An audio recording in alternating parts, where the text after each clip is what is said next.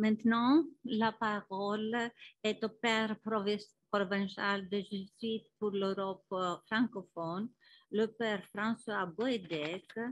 qui nous a également aidés dans l'accueil des participants et qui nous fait l'honneur d'être parmi nous aujourd'hui. Merci beaucoup, madame. Mesdames et messieurs, c'est évidemment pour moi une grande joie en tant que représentant de la Compagnie de Jésus d'être avec vous aujourd'hui en ce lieu important de la recherche et de la culture grecque. Merci aux organisateurs de me donner la parole à l'ouverture de ce colloque qui marque ainsi les 80 ans des sources chrétiennes, occasion de nous souvenir avec gratitude du projet fondateur et du chemin parcouru durant ces 80 années. En effet, vous le savez bien, les fondateurs de cette collection, les pères Henri de Lubac, Jean Danielou, Claude Mondésert,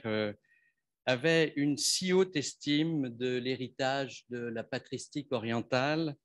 et grecque particulièrement, qu'ils en espéraient un renouvellement de la théologie catholique trop longtemps et souvent bridée par un néo-thomisme qui pouvait être desséchant.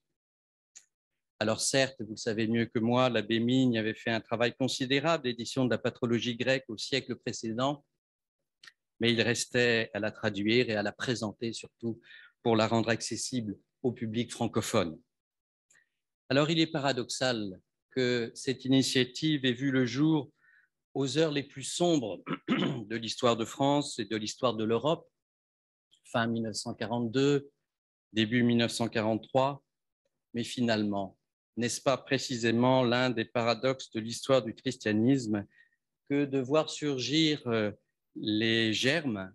d'un avenir prometteur au moment où tous les espoirs paraissent perdus?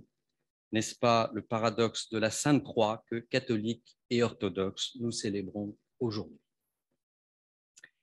Ce n'est pas la première fois que les sources chrétiennes sont honorées en Grèce. Nous nous souvenons du colloque qui eut lieu en février 2017, je crois, à l'occasion de ses 75 ans dans le cadre de la Bibliothèque nationale de Grèce qui venait de s'installer dans ces nouveaux locaux de la Fondation Stavros Niarchos. Mais quelle belle manière d'honorer aujourd'hui encore, dans le cadre de la Fondation nationale de la recherche scientifique, ici, dans ces locaux, la conviction de ces hommes qui, pour prendre l'image chère au pape Jean-Paul II, croyaient que l'Église du Christ ne pouvait respirer pleinement qu'avec ses deux poumons, le latin et le grec, l'occidental et l'oriental. Je me réjouis enfin que, depuis 2016, la bibliothèque de l'Institut des sciences humaines des Jésuites d'Athènes, les Jésuites sont présents depuis longtemps en Grèce, vous le savez,